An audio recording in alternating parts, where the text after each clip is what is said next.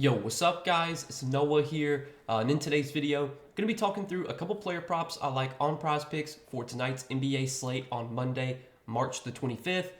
We've got a big slate tonight. I think it's 11 games total, and just throughout this week, we're going to have a lot of big slates this week. The schedule for NBA this week is really weird. I was looking at it. We have like a ton of games tonight, and then there's only a couple games tomorrow, and then Wednesday there's a ton of games. Thursday, there's only a couple games. Friday, there's a ton of games. And then Saturday, there's only a couple games. So it's kind of it's going to be a weird week where we have a lot of games and then just a little bit of games and then, a lot of games. But I do look forward to these big slates. Obviously, when there's big slates, there's just going to be, more props to choose from. I got 3 picks that I'm going to share with you guys that I do like in this video. So we're going to talk through these 3 plays, share why I like them. Before we do get started, though, as always, if you guys do enjoy these Prizepicks videos, make sure you hit that like button down below. Hit that subscribe button if you have not yet. And if you guys are new to Prizepicks, and if you don't have an account over on Prizepicks, you can sign up, linked down below in the description. Or just make sure to use that promo code NOAH. When you sign up for Prizepicks, you'll get your first deposit matched up to $100. And also, I do want to shout out Sleeper, because we do have a partnership with Sleeper as well. You guys can sign up for Sleeper, linked down below in the description. Or again, just use that promo code NOAH over on Sleeper. You'll get your first deposit matched up to $500. And if you don't know what Sleeper is, they are a DFS pick'em app similar to Prizepicks. Really simple, easy to use. You're just picking the over or the under on player projections. You build out an entry. You can make up to an 8-pick entry on Sleeper, and you can win up to 100x your money. And Sleeper does give a lot of promotions throughout the week. They do a lot of discounts. So you definitely want to take advantage of stuff like that, especially, if you're trying to make money doing this, you want to be playing those free squares, those discounts. Taco Tuesday, always a good day to play on Prizepicks because of the discounted projections. And Sleeper, they do a lot of discounts themselves all throughout the week. They do give out free squares to all new users as well. So if you've never played on Sleeper, when you sign up, make a deposit, use that code NOAH, you'll automatically get a free square added to your account that you can use towards any entry that you would like. So definitely check out Sleeper. If you guys have not yet, again, use that code NOAH when you sign up to get your first deposit matched up to $500. But we got 3 picks to talk about for today, guys, for Monday. Now, I do want to recap the plays that we gave out in our last video. I did not make a video on Sunday. I typically don't do videos on Sundays just because usually there's some early games on Sunday. That's kind of the one day that I choose to kind of take off. But I did make a video for Saturday. We gave out 2 picks Saturday. We hit one of the 2 picks, man, that we gave out Saturday, but we should have had the sweep. We did hit on Domantas Sabonis over 39.5 PRA. Sabonis, I think he finished with 43 or 44 PRA, had a relatively good game against the Magic on Saturday, even in what was kind of a tougher matchup. Thought that PRA line on Sabonis was a little bit too low despite the tough matchup. Unfortunately, though, we took the under on Kelly Olynyk, 29.5 PRA, and Olynyk finished with 30 PRA, so he literally just went over. And if you were watching the game, if you were following the game, Olynyk grabbed a rebound with 10 seconds left off of a missed free throw. Denny Avia, he went to the free throw line with 10 seconds left, missed both free throws, and Olynyk grabbed the rebound off that free throw, and that's what put him over his projection. Literally went over in the final 10 seconds of the game. Can't make it up, man. It is what it is. We got some good value on that Olynyk play. His line went way down. I think after it was announced Gary Trent was playing Saturday, they actually bumped Olynyk's PRA down to 26.5, and I was able to grab it at 29.5, and I still lost. It's usually how it goes, man. I've had that happen so many times this season where I get really, really good value on a prop and I still lose. But it is what it is. We move on to the next day. We got 3 picks to talk about for Monday, so let's try and make some money on this Monday slate. So for the first prop we're going to take a look at, it's going to be a PRA prop, and we're going to look at Isaiah Hartenstein, 19.5 PRA, and I like the over here for Hartenstein. Now, if you look at Hartenstein's last 5 games, looks really good. He's gone over this in 5 straight now. And, I was looking at some lines for today. I was a little baffled that Hartenstein's PRA line was once again at 19.5. I believe it was at 19.5 last game. I think they played on Saturday. They played Brooklyn. His PRA line, I think it opened at 19.5, and I think before tip-off it wound up moving up to 20.5. I was surprised to see his line at 19.5 again today because the minutes have been trending up for Isaiah Hartenstein. He's dealt with some injuries a lot, and he's been injured a lot this season. Like, he came back from injury played some games, then he got injured again, and then he came back from injury. The minutes for Hartenstein were they were keeping him really low, like they weren't playing him a ton of minutes, but the minutes are actually starting to ramp back up for Hartenstein. And if you look over this 5-game stretch where he has gone over this PRA line, in those 5 games, he's played 24, 28, 25, 26, and 26 minutes. So the minutes are back into like the mid to high 20s.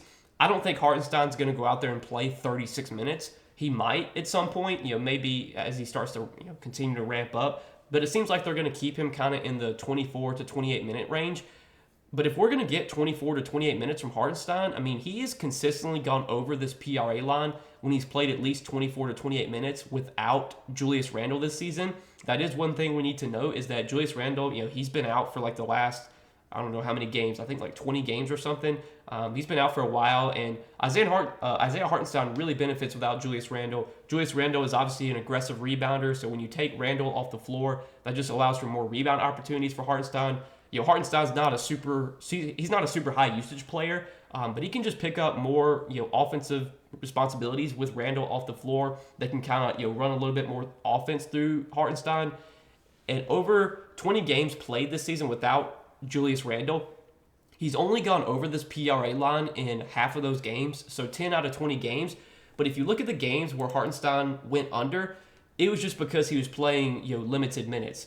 The games Hartenstein went under this PRA line without Randle this season, he played 11, 20, 20, 20, 20, 16, 15, 24, 24, 27 minutes. So the games he went under, there's pretty much only 3 games he went under this PRA line without Julius Randle where he played 24 minutes or more. Most of the games he went under, he was playing like 20 minutes or less. They were really limiting his minutes. And as we just talked about, the minutes have been somewhat back to normal for Hartenstein. Last 5 games, 24 minutes, 28 minutes, 25, 26, and 26 minutes. When Hartenstein has played at least 24 minutes this season without Julius Randle, I believe he's gone over this prop in all but like 3 or 4 games. I mean, there was one game against Detroit, today's matchup, where he played 27 minutes and had 18 PRA.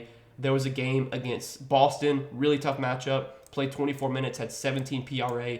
And then there was a game against Philadelphia, played 24 minutes, had 17 PRA. But every other game this season where he's played at least 24 minutes, or actually where he's played at least 23 minutes without Julius Randle, he's gone over this PRA line.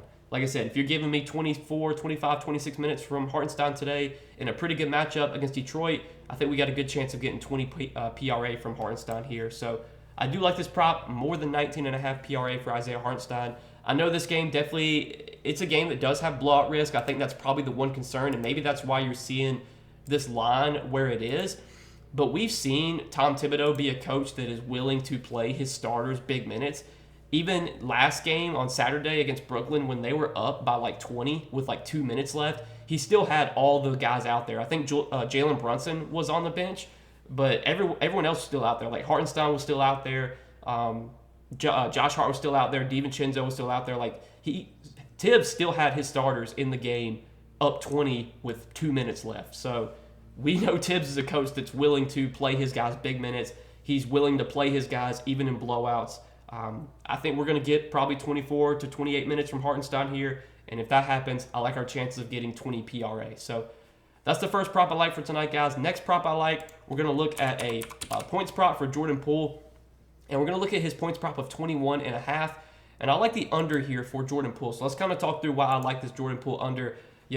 Poole has gone under this line in 4 out of his last 5 games. Take that with a grain of salt, though, because right now the Wizards are kind of injury depleted. They don't have Kyle Kuzma tonight. They don't have Tyus Jones. So that's why you're seeing an inflated line on Poole's points prop, is because there is no Tyus Jones, there is no Kyle Kuzma. But in this matchup against the Bulls, it does feel like this line's a little bit too high. This is a very, very tough matchup. The Bulls have been one of the best defenses this season when it comes to defending guards. And when it comes to limiting points to the guard position, they've been one of the best defenses. They're actually limiting opposing point guards to the fewest points per game. And when it comes to like the shooting guard position, I want to say they've been like middle of the pack in terms of limiting points to shooting guards. But Poole's going to get a really tough matchup here with Alex Caruso. Caruso's one of the better defenders in the league. I don't really like this matchup a lot for Poole. I know his usage is probably going to be pretty high. Like, he's going to be able to take as many shots as he wants. But this is a spot where he's going to really struggle to get good looks, I think, just because the Bulls, they do defend guards so well, and they are limiting, opposing guards to, again, like the fewest points per game. It's a really tough matchup here for Jordan Poole. I was looking at some sportsbook odds. Right now on DK Sportsbook, they actually have Jordan Poole's points prop set at 20.5, so they have it a point lower than what Prizepicks does. And then I was looking at Pinnacle. Pinnacle has Jordan Poole's points prop set at 21.5, but they have it heavily juiced towards the under. It was minus 153 favoring the under on Poole's points prop on Pinnacle. So Pinnacle has it heavily juiced towards the under at 21.5. DK has his line at 20.5. I like taking the under on 21.5 on Prizepicks. I know Poole's going to probably see a bigger role tonight without Kyle Kuzma and without Tyus Jones, but the matchup is really, really tough here. I guess there is a little bit of blowout risk in this game. Right now, it's a 12.5 point spread. I don't know if the Bulls are capable of blowing anyone out. I haven't seen enough from the Bulls to show me they can blow anyone out, but maybe this game winds up being a blowout, which obviously would hurt Poole. I don't think he would play in a blowout. Like, they have plenty of guys off their bench they could give minutes to. So a lot of ways I think this under could cash for us.